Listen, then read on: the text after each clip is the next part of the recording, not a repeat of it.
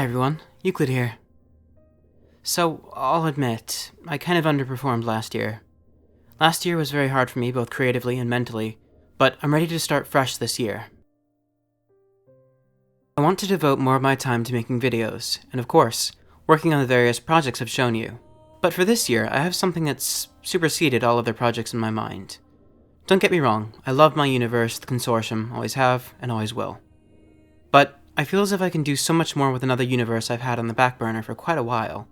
And by a while, I mean about a year. Storytelling is what I love to do the most. That's why I originally started my YouTube run by reading stories. I come from an Irish family, and my dad said I'm something of a Shanachie, or a storyteller. I've always had an interest in fictional universes and their deeper lore. Elder Scrolls, The Witcher, Star Wars, Fallout, all that. And I love my own universe called the Consortium, but I feel as if I could do something fresh, something that's been running through my head now for a while, and it will allow me to express myself as a Shanachie even more. This new universe is called Wyvern Detachment.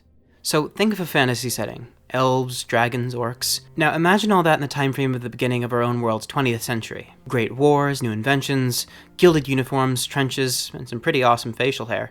And apply that to a seemingly generic fantasy setting, and I'd say you get a recipe for some pretty cool stories to be told. So the focus of the story is the namesake of the series, a small group of mercenaries of the Manticore Company, known as Wyvern Detachment. At first, the group starts off in a place called Variandel. The group is composed of 2 university students, a faun and a halfling, an older human major, an orc corporal, and another human sergeant with possible elven ancestry.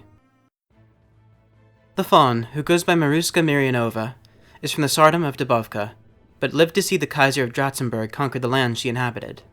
According to her, her family is alive and well and safe from the Tsar's non-human pogroms, and sends money to them regularly to support them financially. She's one of the most medically gifted individuals of her age, and is very magically attuned. Magic is an uncommon, but still utilized skill across the world. However, she's seen carnage and death firsthand, and because of this, she's vowed not to kill anyone. Will this be tested in time? Her best friend is a jumpy, but highly intelligent halfling, by the name of Valdel Underblossom. He's somewhat of a polymath. He's skilled in many fields. Alchemy, gunsmithing, poetry, art, and he's quite the inventor. You could say he's kind of like the 4-foot-tall Leonardo da Vinci of this universe. He joined the company out of sheer boredom and a desire to see the world. But will the horrors of this world make him want to go back to his boring old life? The leader, and veteran of the Great Northern War, is a middle-aged man by the name of Blaine Kalanastas. He's not from the Empire of Slimeth, rather, the Grand Duchy of Emilia. He's incredibly wise and combatively gifted, but 2 of his greatest attributes are his kindness and his honor. He took one of the members of this group off the streets when the young man was a child, and has been a father figure to the man ever since. He also seems to be hiding quite a lot from his subordinates. Will he lead this group to victory? Or despair? One of Major Kalanastas' most promising students is an orc girl by the name of Sharagat. She's 7.5 feet tall, and is the machine gunner and trench raider of the group. Her accuracy and skill with the machine gun is unprecedented, and is an impressive sight in the battlefield. However, while she may seem to be a bit of a brute, she is extremely caring, intelligent, and moral, and is the secondary protagonist of the series. She's very well liked amongst the group, but does face verbal abuse, and racism, from Blaine's protege. The last of this squad is a young man, possibly descended from elves, named Alvereth Tyven.